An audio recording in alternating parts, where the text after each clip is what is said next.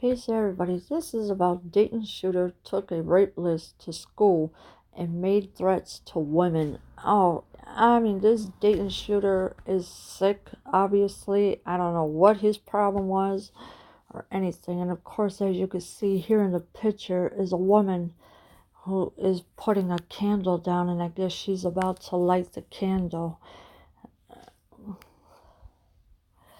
The 24-year-old white man who murdered 9 people at a bar in Dayton, Ohio on Sunday had a history of making misogynist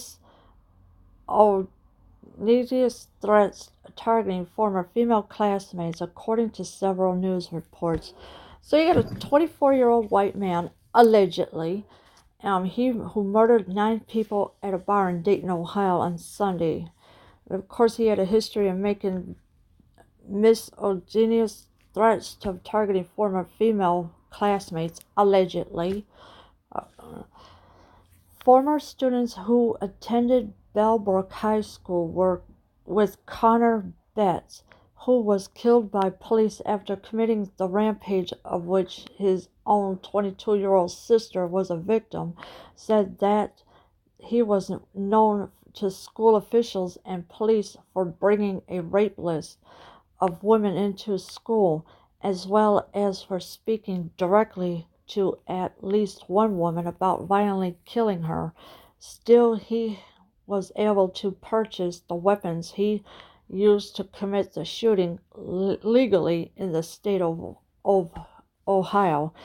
Now, I know Ohio has their carry thing, whatever it's called, open and carry, that's what it is. And of course, this guy, he's 24 years old, and of course, the officials said he said that he was known to school officials and police for bringing a rape list, allegedly, of a woman into the school, as well as for speaking directly to at least one woman about violently killing her, allegedly. Seriously, this guy is a sicko. He was going after all these women. What, because he couldn't stand the rejection of women or something? What else could it be? One former classmate from as far back as middle school told the Dayton Daily News that she had reported violent threats Betts made to police. Betts once said he fantasized about tying her up and slitting her throat.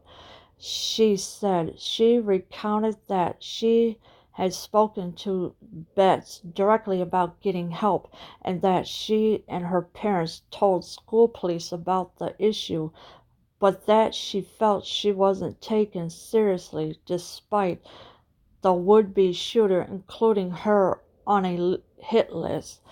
So this woman is a former classmate from far back as middle school. She told the Dayton Daily News that she had reported violent threats against Betts. And of course, nobody was taking her serious, but if you're reporting something that is going on, the police should take it seriously, but they wasn't. They were not taking it seriously because she felt she wasn't taken seriously despite the would-be shooter including her on a hit list, allegedly. And of course, once you make a report, the police are supposed to go investigate, but the way she felt, she wasn't taken seriously.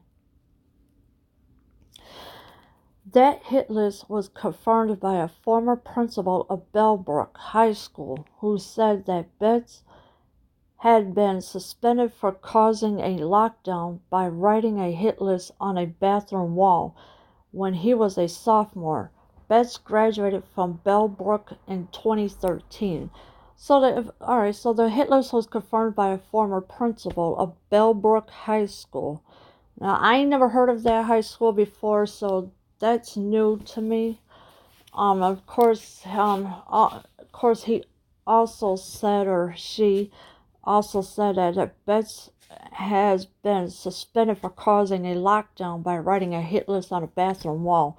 Now I know that is kind of one heck of a wall that he must, who knows how many names he put on that wall. And of course, Betts graduated from Bellbrook in 2013.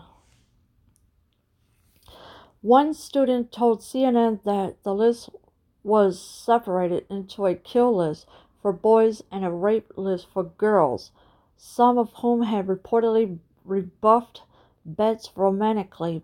Betts reportedly sent messages about the list to one student, who told her mother, who informed the school. Another woman who was on the list told the network that some of the names were female students who, like her, turned him down for dates. So this is why he did it. Because all the girls were turning him down for dates. They didn't want nothing to do with him. And of course, the one woman, she told her mother immediately about what he has done. And of course, and I guess the mother also informed the school. Another woman who was on the list told the network that some of the names were female students. And of course, you got one student that told CNN, and of course, you know with CNN, you can't really trust them. Betts reportedly sent messages of everything. I mean, must have sent it to who knows how, to one person, if not many more. She also said Betts loved to look at you and pretend to shoot with guns with his hands. A male student who was not on the list said that Betts would talk about violence and use harsh language about women, like calling them sluts, whenever they spent time together. So this is what Betts did. He called the women sluts. What does that make him then? Because he was no angel himself. Of course,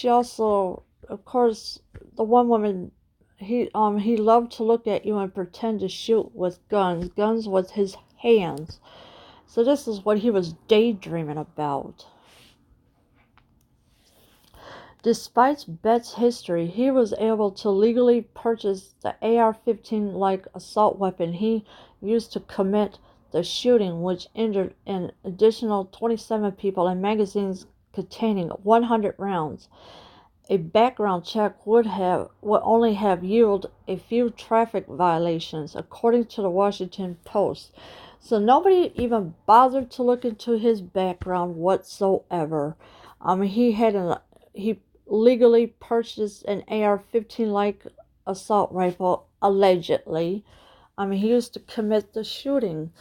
And of course, a background check would only have yielded a few traffic violations. So if they would have found that, he would have never got this alleged AR-15 assault weapon.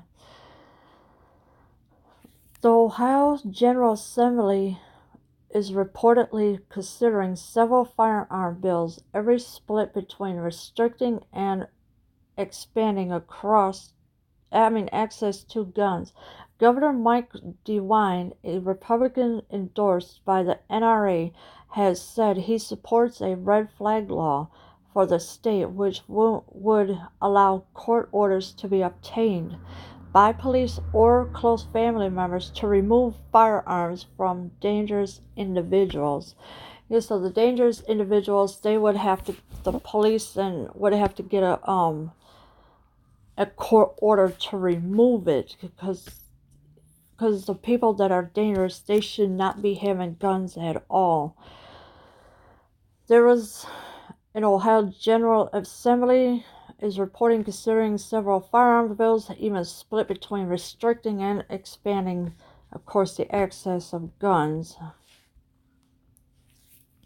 As Rebecca Tracierter wrote in The Cut in 2016, data shows a correlation between violence against women and the perpetrators of mass shootings, according to Everytown for Gun Safety. Of the mass shootings in the United States between 2009 and 2015, 57% included victims who were a family member, spouse, or former spouse of the shooter. 16% of attackers had been previously charged with domestic violence. Okay, so you got 16% of attackers, they have been charged with domestic violence. Rebecca had wrote in the Cut in 2016, data shows a correlation between violence against women and the perpetrators of mass shootings. Um, and, and of course, the mass shootings in the United States between 2009 and 2015, of course, there were 57% of them.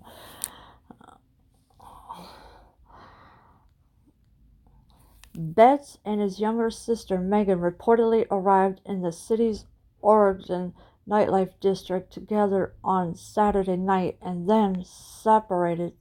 The specifics of Betts' motive and whether he targeted his sister initially are unknown, but the fact that Betts was allowed to purchase and keep guns has outraged those in Dayton who have known of his disturbing history for years.